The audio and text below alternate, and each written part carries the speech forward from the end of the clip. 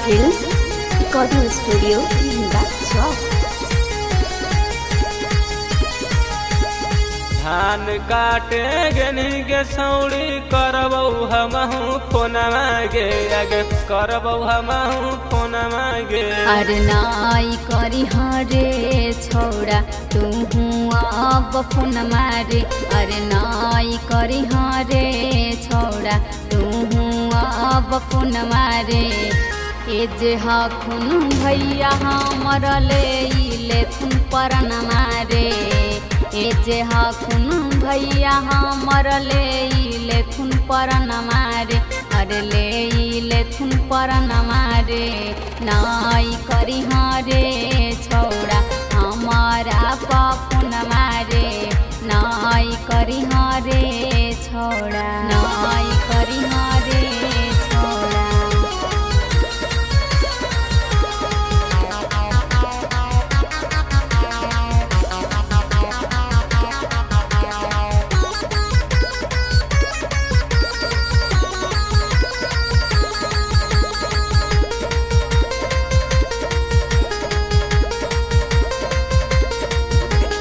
छटकल दी मगवा हमर ले बौल नवागे आगे ले बौल नवागे।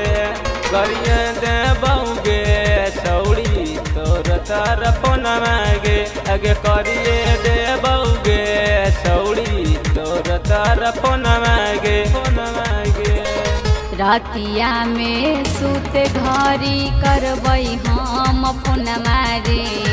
रातिया में सूते घरी करबै हम फोनमा रे। अरे करबै हम फोनमा रे।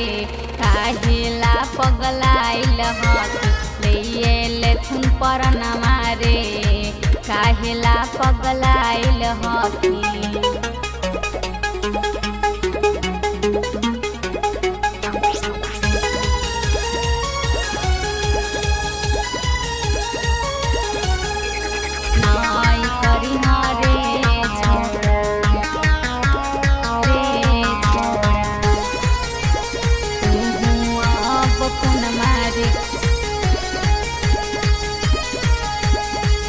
राइटर अखिलेश देखल कौ तोरो रोपते धनवा गे तोरो रोपते धनवा गे।